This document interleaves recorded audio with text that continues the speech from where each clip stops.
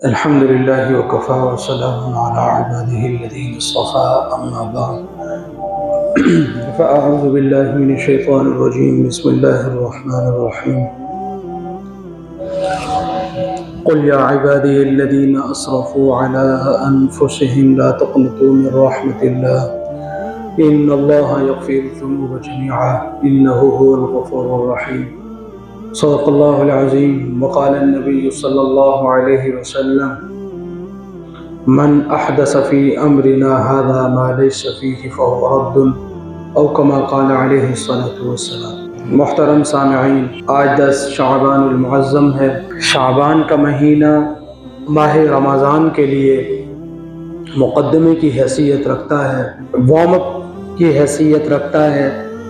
ذہنی طور پر، فکری طور پر، جسمانی طور پر پہلے سے ہی اس عظیم الشان مہینے کی تیاری کی نوید سناتا ہے۔ جیسے دنیا کے اندر ہم دیکھتے ہیں کوئی خاص موقع آتا ہے، کوئی اہم ایونٹ ہوتا ہے تو ہم پہلے سے ہی تیاریوں میں لگ جاتے ہیں۔ تو شعبان کا مہینہ بھی در حقیقت رمضان کی تیاری کا مہینہ ہے کہ انسان اپنے آپ کو پہلے سے ہی عبادات کا عادی بنا لے۔ جیسا کہ ہم نے پہلے بھی اس کا ذکر کیا تھا کہ نبی کریم صلی اللہ علیہ وسلم رمضان کے بعد سب سے زیادہ شعبان المعظم کے روزے رکھا کرتے تھے۔ تو گویا یہ آغاز ہے اس تیاری کا کہ جو رمضان میں ہم نے اعمال کرنے ہیں ان کی پہلے سے ہی تیاری کی جائے، اپنے آپ کو پہلے سے ہی کچھ عبادات کا عادی کر لیا جائے تاکہ یکدم جب رمضان آ جائے تو انسان اکتاہٹ محسوس نہ کرے۔ دنیا کے اندر ہم دیکھتے ہیں جو لوگ ایکسرسائز کرتے ہیں تو پہلے وہ وارم اپ کے کچھ سٹیپس لیتے ہیں کہ یکدم اگر جو اصل ایکسرسائز ہے اس کی طرف رخ کیا جائے گا تو کچھ نقصان ہو سکتا ہے۔ اسی طرح جو لوگ ہوٹلنگ کرتے ہیں تو ہوٹل پہ سٹارٹر کے نام سے پہلے کوئی ڈش پیش کی جاتی ہے۔ جیسے بھی سردیوں کا زمانہ رہا تو سوپ سرو کر دیا جاتا ہے۔ اسی طرح اس موسم میں ہم دیکھیں، سردیوں کا موسم رہا تو گاڑی سٹارٹ نہیں ہوتی، اس کو سٹارٹ کرنے کے بعد کچھ دیر چلانے سے کچھ دیر پہلے ہم اس کی ریس وغیرہ دیتے ہیں تاکہ اس کو اس سفر کے لیے، اس مقصد کے لیے پہلے سے تیار کر لیا جائے۔ تو ایسے ہی ہم اپنی باڈی کو بھی، اپنے ذہن کو بھی رمضان کے لیے پہلے سے تیار کریں۔ تو یہ مہینہ در حقیقت رمضان کی تیاری کا مہینہ ہے۔ اور پھر اس مہینے کے اندر ایک اہم رات آتی ہے جسے ہمارے ہاں شب برأت کا نام دیا جاتا ہے، اور احادیث میں، کتب احادیث میں اس کے لیے لفظ آتا ہے لیلۃ النصف من شعبان، یعنی 14 اور 15 شعبان کی درمیانی شب۔ ہمارے ہاں انتہا پسندی کا ایک پہلو یہ ہے کہ بعض احباب اس کو بالکل ہی بدعت سمجھتے ہیں کہ اس کا کوئی ثبوت ہی نہیں ہے کہیں سے، اور ہمارے ہاں دوسری انتہا پسندی یہ ہے، یعنی ایک انتہا یہ ہے بالکل کہ اس کا کہیں ثبوت اور وجود ہی نہیں، اور دوسری انتہا ہمارے ہاں یہ ہے کہ پھر اس رات میں جو جی چاہے کرو۔ اعتدال کا تقاضا کیا ہے؟ اللہ تعالیٰ قرآن کریم میں فرماتے ہیں وَكَذَلِكَ جَعَلْنَاكُمْ أُمَّةً وَسَطًا، ہم نے تمہیں معتدل امت بنایا ہے۔ تو اعتدال کا تقاضا کیا ہے کہ جو چیز دین سے ثابت ہو اسے تسلیم کیا جائے، اور جو چیز دین سے ثابت ہی نہ ہو اس کو اختیار نہ کیا جائے۔ یہی قرآن و سنت کا حاصل ہے کہ جو چیز دین سے ہمیں مل جائے پھر ہم اسے تسلیم کر لیں اور سر تسلیم خم کر دیں، اور جو چیز دین کا حصہ نہیں، ظاہر ہے اس کو اختیار کرنے کا فائدہ ہی کوئی نہیں۔ تو تقریباً 10 سے زائد صحابہ کرام سے اس شب کے متعلق، شعبان کی اس 15ویں شب کے متعلق 10 سے زائد صحابہ کرام سے روایات مروی ہیں، جن میں حضرت ابوبکر صدیق رضی اللہ تعالی عنہ، حضرت علی المرتضی رضی اللہ تعالی عنہ، سیدہ عائشہ صدیقہ رضی اللہ تعالی عنہ، اس طرح سیدنا معاذ بن جبل رضی اللہ تعالی عنہ، اور سیدنا ابو موسیٰ اشعری رضی اللہ تعالی عنہ، حضرت عبداللہ بن عمر رضی اللہ تعالی عنہ، اسی طرح اور دیگر صحابہ کرام سے روایات مروی ہیں، اور یہ روایات تمام حدیث کی کتابوں میں موجود ہیں، صحاح ستہ میں موجود ہیں اور دیگر کتب احادیث کے اندر موجود ہیں۔ تو بہرحال یہ بات احادیث سے ثابت ہے کہ اس رات کا کوئی نہ کوئی وجود ہے، اور اس میں عبادت کا جو ذکر ہے وہ در حقیقت احادیث میں ہی کیا گیا ہے۔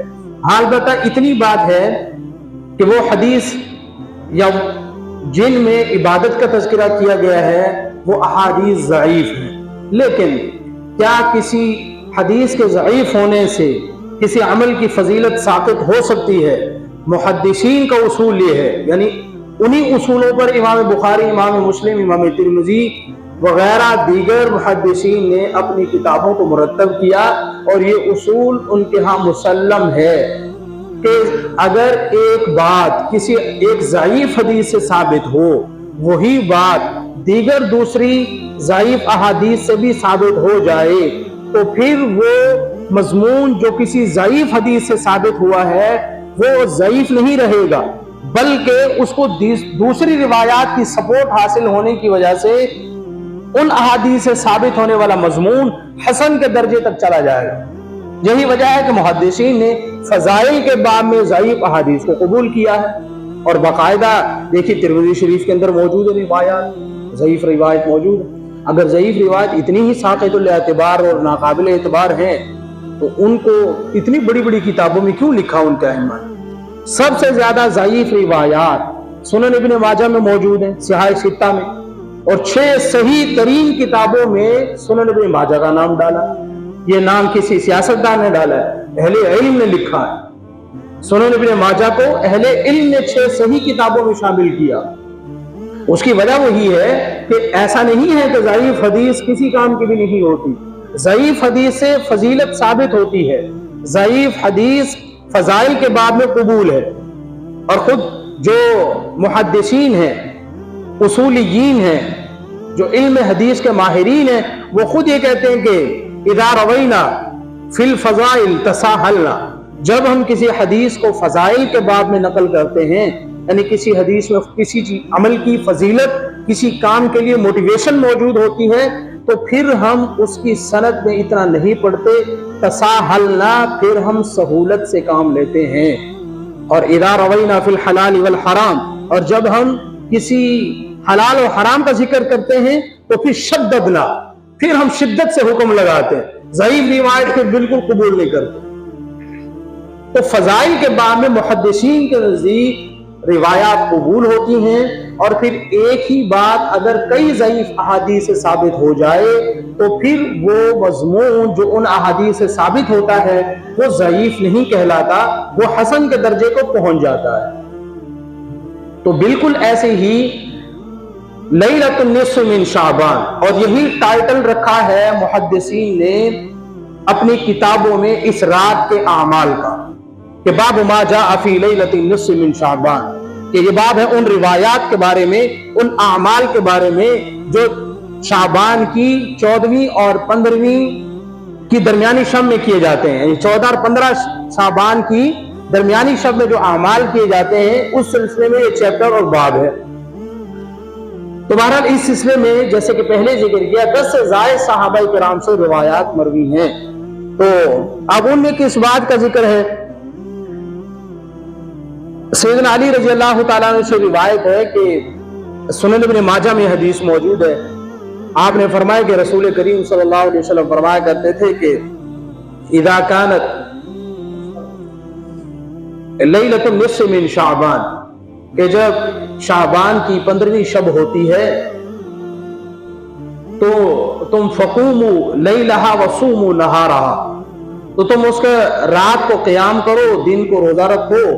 وجہ اس کی یہ ہے کہ اللہ تعالیٰ آسمان دنیا پر تشریف لے آتے ہیں، اور یہ اعلان ہوتا ہے اللہ تعالیٰ کی طرف سے الا من مستغفر لی فاغفر لہ، ہے کوئی مجھ سے معافی مانگنے والا کہ میں اسے معاف کر دوں؟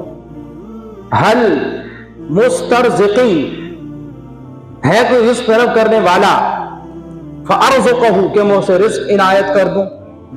حل مبتلا फ़उआफ़ियहु, और है कोई मसाइल में मुब्तला, परेशानियों में घिरा हुआ, कि मैं उसे अपने दामन आफियत में पनाह दे दूं। अला व अला हत्ता यतलु अल फज्र, यानी ये यूं सदा लगाई जाती है मुसलसल यहां तक कि तहज्जुद का वक्त खत्म होता है। अब इस हदीस में दो चीजों का जिक्र है, एक तो ये कि ये इबादत की रात है, अल्लाह से मांगने की रात है, दूसरा इसमें रोजे का जिक्र किया गया है। अब मुहद्दिसीन क्या कहते हैं?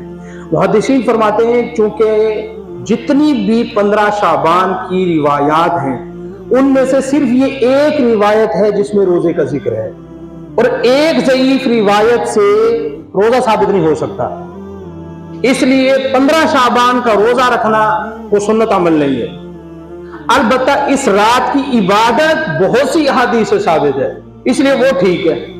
देखिए ये उसूल मुहद्दिसीन का बनाया हुआ हजारों साल पहले का है, वो आज का नहीं है, और इसी उसूल पर माहिरीन ये बात लिखते हैं कि इस दिन का रोजा तो नहीं होता। वजह यह है कि ये जो सनद है, इस सनद के अंदर एक आदमी है जिसकी वजह से, एक रावी है जिसकी वजह से ये रिवायत ज़ईफ बन गई, और ज़ईफ रिवायत से कोई हुक्म उस वक्त तक साबित नहीं हो सकता जब तक उस ज़ईफ रिवायत के मजमून को और अहादीस सपोर्ट न करें।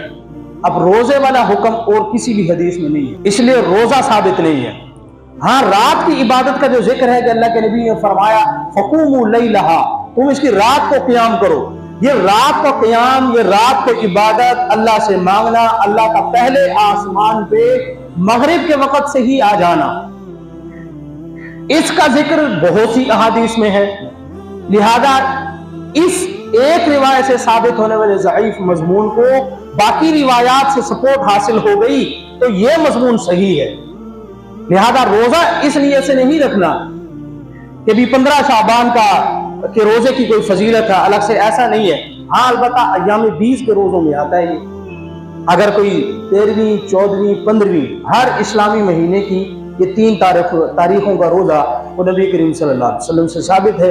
अगर कोई इस नियत से 13वीं, 14वीं, 15वीं का रोजा रख लेता है या 15वीं का रोजा भी उसी नियत से रखता है फिर तो ठीक है, लेकिन शबे बराअत के रोजे की कोई सबूत नहीं, उसकी कोई फजीलत नहीं। और आगे ये फरमा दिया कि अल्लाह ताला की तरफ से ऐलान होता है कि है कोई माफी मांगने वाला, है कोई रिस्क मांगने वाला। देखिए सबसे बड़े मसाइल दो ही हैं दुनिया के अंदर, मसला रिस्क का है और मरने के बाद मगफिरत का है। तो फिर पहले मगफिरत का जिक्र किया, तो आखिरत को सिक्योर करो। हर आदमी को, समझदार आदमी को टेंशन और फिक्र होती है फ्यूचर का क्या बनेगा। तो अल्लाह ताला फरमाते हैं आओ पहले बड़े फ्यूचर की बात करते हैं। है कोई माफी मांगने वाला तो माफ कर दूं, मरने के बाद का सारा फ्यूचर सिक्योर हो जाए, सेफ हो जाए तुम्हारा। और फिर फरमाया हाँ, दुनिया की थोड़ी सी जिंदगी में तुम्हें रिस्क की जरूरत पड़ता है। हल मुस्तरज़िक़ुन फ़अरज़ुक़हु, हाँ मैं अब बताओ रिस्क भी चाहिए। जब अल्लाह माफ कर सकता है, हमेशा के लिए जन्नत दे सकता है, तो रिस्क क्या है? तो है तो रिस्क मांगने वाला, उसको रिस्क इनायत कर दो। फिर दुनिया में ज़ाहिर इंसान बहुत सी आजमाइशों में घिरा हुआ होता है, कारोबार की, घर वालों की, बच्चों की, बड़े मसाइल होते हैं। तो फरमाया कि हल मुब्तलन फ़उआफ़ियहु, हाँ भी कोई आजमाइशों में घिरा हुआ, कोई परेशान हाल आती है कि मैं उसे आफियत अता कर दूँ। अला व अला, यानी इसी तरह के ऐलानात होते रहते हैं यहाँ तक कि तहज्जुद का टाइम खत्म हो जाए।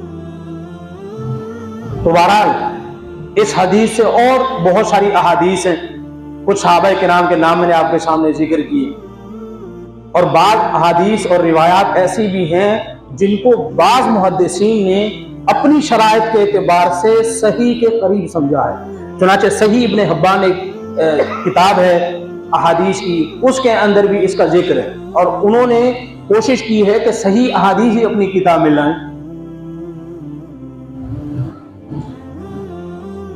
इसी तरह सैयदा आयशा सिद्दीक़ा रज़ियल्लाहु तआला अन्हा फरमाती हैं कि एक मरतबा मैंने देखा कि हुज़ूर सल्लल्लाहु अलैहि वसल्लम अपने ख्वाबगाह में नहीं है, अपने बिस्तरे राहत पे नहीं है। तो मैं तलाश करने लगी, आप सल्लल्लाहु अलैहि वसल्लम देखा कि जन्नतुल बक़ी में मौजूद हैं।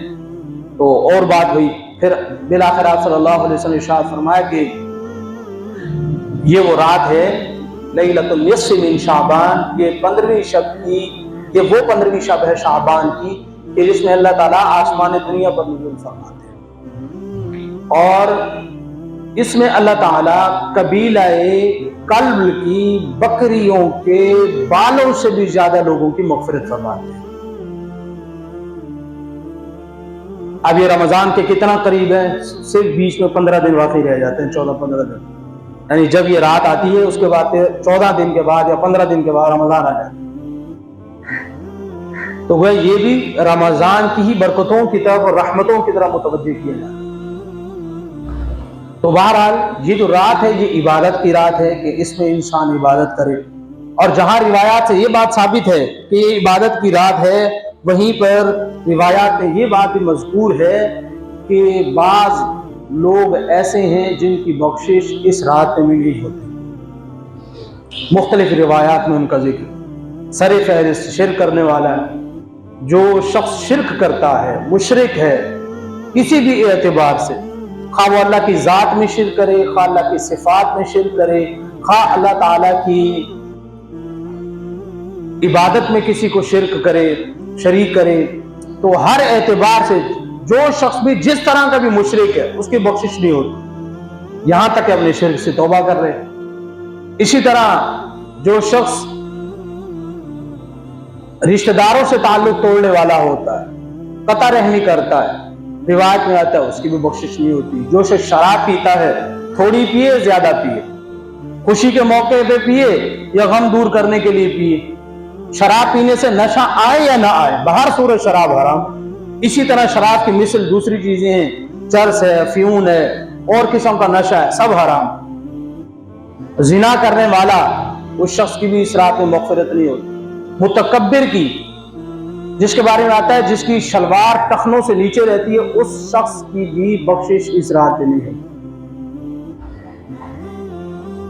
नाहक कत्ल करने वाले की बख्शिश भी इस रात में नहीं होती। वालिदैन के नाफरमान की भी इस रात में बख्शिश नहीं। दूसरे लोगों के बारे में अपने दिल में नफरत और बुग़्ज़ रखने वाले शख्स की मग़फ़िरत भी इस रात में नहीं होती। आप देखते हैं इन दिनों में फिर मैसेज चल पड़ता है, वो मैंने आपका दिल दुखाया हो तो माफ करें। वो एक रस्म है, सिर्फ जिसका दिल दुखाया है उसी से माजरत करने की जरूरत है, पूरे ग्रुप में मैसेज करने की जरूरत नहीं भाई। तो गोया ये भी अपने बारे में ये ऐलान किया जाता है कि भाई मैं तो नेक पाक साफ हूं और मैं कुछ गलती होगी तो मुझे माफ कर दिया जाए। जिसका दिल दुखाया है उससे सच्चे दिल से माफी मांगने की जरूरत है। दोबारा ये रात इबादत की रात है। अब देखिए बाद लोग फिर इस रात में कब्रिस्तान चले जाते हैं, कब्रिस्तान में चरागां किया जाता है और पूरे लश्कर के लश्कर कब्रिस्तान की तरफ रुख कर जाते हैं। अब जिस रिवायत से हुजूर का कब्रिस्तान जाना साबित है, आप सल्लल्लाहु अलैहि वसल्लम पूरी जिंदगी में एक बार कब्रिस्तान गए, दोबारा नहीं गए। अकेले गए, बीवी को बताया तक भी नहीं। उसके बाद कोई शख्स बताए किसी हदीस में आता हो कि हुजूर हर साल जाते थे, या फिर सहाबाए किराम इकट्ठे होकर सारे जाते थे। देखिए फिर जब इबादत नहीं रहती फिर वो गोल गपाड़ा होता है। फिर खाओ पियो छलांगे लगाओ कब्रों के ऊपर से। हमारे यहाँ मुहर्रम में क्या होता है, जितनी बेअदबी हमारे यहाँ मुहर्रम में होती है किसी मौके पे नहीं। हदीस में आता कब्र के साथ टेक भी लगा के ना बैठो, जैसे जिंदा को तकलीफ होती है मुर्दा को भी ऐसे होती है। हमारे यहाँ तो सलंसर खोला होता है कि इस मुर्दा को जिंदा करके वापस बिठा के लेके जाए। तो हमारे यहाँ जो एक शरीयत में अदब और एहतराम है किसी भी अमल का, उसको तो सामने रखा ही नहीं जाता।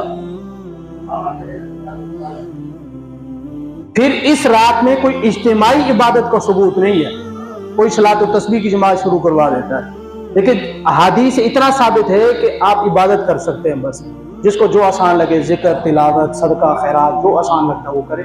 हाँ, इसमें इस रात में और बाकी रातों में फर्क ये होता है कि अहादीस में आता है बाकी रातों में अल्लाह ताला आसमान दुनिया पे आते हैं रात के आखिरी पहर, लेकिन इस रात में मगरिब के वक्त से ही अल्लाह ताला का नुज़ूल हो जाता है। तो कम से कम इबादत यह है इस रात की कि आदमी मगरिब की नमाज बाजमात पढ़े, इशा की नमाज बाजमात पढ़े, अगले दिन फजर की नमाज बाजमात पढ़ ले, इस रात में कोई गुनाह ना करे, अल्लाह से तौबा ताइब हो। और नहीं तो मगरिब और इशा का जो दरमियानी वक्त है اس میں ہی کوئی تلاوت کر لے، سورہ ملک پڑھ لے، سورہ واقعہ پڑھ لے، اللہ تعالیٰ سے دعا کر لے، کوئی پریشانی ہے، مشکلیں دنیا میں ہر انسان کو گھیرے ہوئے ہوتی ہیں، تو انسان اللہ سے دعا کر لے، ان مشکلات کو ظاہر کر لے اور جلد ہی سو جائے، کیونکہ جتنی دیر جاگے گا، ظاہر ہے ہمارے ہاں جو ماحول ہے وہ اسلامی تو ہے نہیں کہ جب سارے بیٹھیں گے تو منہ کے لب اور دروازے جب بھی کھولیں گے تو ہم کو خیر کی بات کریں گے، ضرور کو گالی دیں گے، کو غیبت کریں گے، فحش گفتگو کریں گے، اور تو تیسری چیز کو اچھی عموماً ہمیں آتی تو ہے نہیں ہمارے مسلم معاشرے کو، اس لیے پھر جلدی سو جائیں، چلو کم از کم فجر کی نماز اٹھ کے بعد نماز پڑھی جا سکے۔ ظاہر ہے جب ہم سوئیں گے رات کو 2 بجے 3 بجے 1 بجے تو صبح کیسے آنکھ کھلے گی؟ اور حدیث میں آتا ہے شیطان اس وقت آ کے پھر خود کہتا ہے سو جاتی بہت دیر ہے۔ تو اس لیے اس رات میں عبادت کریں، عبادت کا کوئی خاص طریقہ نہیں، روزہ اس دن کا نہیں ہوتا، روزہ اگر کسی نے رکھنا ہے ویسے ماہ شعبان کا روزہ سمجھ کے رکھے تو رکھے، یا ایام 20 کے روزے رکھ رہا ہے تو ضرور رکھے۔ 15 شعبان کے روزے کی کوئی فضیلت نہیں ہے عند المحدثین، محدثین کے نزدیک، اور باقی اس میں بہت سی موضوع اور من گھڑت روایات ہیں کہ اتنی رکعت پڑھو، اس میں یہ تلاوت کر لو تو یوں ہو جائے گا، ایسا کچھ نہیں۔ ہمارے نبی صلی اللہ علیہ وسلم 23 سال خود ہمارے انسانوں کے درمیان موجود رہے، انہوں نے دین سکھایا، تو کبھی ایسا نہیں ہوتا تھا کہ یہ عمل جو ہے نماز اتنی مرتبہ ایسے پڑھ لو تمہارا یوں ہو جائے گا۔ سب سے زیادہ فضیلت والی جو نماز نفل ہے وہ صلاۃ التسبیح ہے، وہ بھی اکیلے پڑھی جاتی تھی، آپ صلی اللہ علیہ وسلم بھی اکیلے پڑھتے تھے، باقی صحابہ کرام بھی اکیلے پڑھتے تھے۔ تو اس لیے یہ رات اللہ تعالیٰ کی طرف سے بہت بڑا انعام ہے کہ اللہ تعالیٰ مغفرت فرما دیتے ہیں، اللہ تعالیٰ رحمت کے ساتھ متوجہ ہوتے ہیں انسانوں کی طرف، تو ہم جیسے گناہگاروں کے لیے بڑا بہترین موقع ہے۔ ویسے تو مغفرت کسی بھی وقت ہو سکتی ہے، ہم اب بھی سچے دل سے دل ہی دل میں توبہ طائب ہو جائیں، اللہ اب بھی ہمیں معاف فرما دے، لیکن یہ گویا خاص موقع ہوتا ہے جس میں اللہ تعالیٰ بہت سے لوگوں کو جو سچے دل سے نیک نیتی کے ساتھ اللہ کے در پہ آتے ہیں، شرمندہ ہوتے ہیں اپنی زندگی پہ، تو اللہ تعالیٰ ان کو معاف فرما دیتے ہیں۔ بہرحال ہمیں کوشش کرنی چاہیے ہم بدعات سے بچیں، رسومات سے بچیں، اور ہمارے ہاں جو کھانے پکانے کا ایسا شوق چڑھا ہے برے صغیر میں کہ ہمیں سب سے آسان کام یہ لگتا ہے کچھ پکا لو، کھا لو، کھلا دو، اور اس کو ہم سمجھتے ہیں کہ باقاعدہ یہ کوئی سنت عمل ہے۔ ہم فرض نمازوں کی اتنی جو ہے وہ پابندی نہیں کرتے جتنی کہ ان رسموں کی پابندی کرتے ہیں، حالانکہ اگر کسی بھی عمل کو رسم کے طور پر کیا جائے تو وہ عبادت کی چیز نہیں رہتا، کیونکہ عبادت کے لیے پہلی شرط یہ ہے کہ وہ اللہ کو راضی کرنے کے لیے کیا جائے، اور وہ کام نبی کریم کا طریقہ ہو، قرآن کریم کی تعلیم ہو، نبی کریم کی تعلیم ہو۔ اگر ایک کام نہ قرآن کی تعلیم ہے، نہ نبی کریم کی تعلیم ہے، نہ کسی صحابی سے خلفائے راشدین کے زمانے میں کہیں وہ وجود پذیر ہوا، انہوں نے کیا، تو یاد رکھیے وہ کام نہ ثواب کا ہے نہ عبادت کا ہے۔ وہ شیطان ہمیں پٹی بڑھاتا ہے کہ یہ کر لو، یہ کر لو، ظاہر اس کی پوری کوشش یہی ہے کہ ہمیں پہلے تو سیدھا کام کوئی کرنے ہی نہ دے، اور اگر ہم سے کوئی کام کروائے تو اس کا ایسا حلیہ بگاڑ دے وہ اللہ کے ہاں قبول نہ۔ تو اس لیے جو کام سیدھے سیدھے ہیں ہمارے نبی سے ثابت ہے، سیدھا سادہ دین ہے ہمارا، نماز ہے، روزہ ہے، تلاوت ہے، ذکر اذکار ہے، والدین کی فرمان برداری ہے، یہ سارے کام سمپل سے ہم ان کو کریں، الجھنے کی ضرورت ہی نہیں۔ دوبارہ اللہ تعالیٰ سے دعا ہے اللہ تعالیٰ ہمیں اپنے دامن رحمت میں لے کر کے ہمارے چھوٹے بڑے سب گناہوں کو معاف فرمائے، اور ہمیں صحیح دین سیکھ کر اس پہ عمل کی توفیق نصیب فرمائے۔ وآخر دعوانا الحمدللہ رب العالمین۔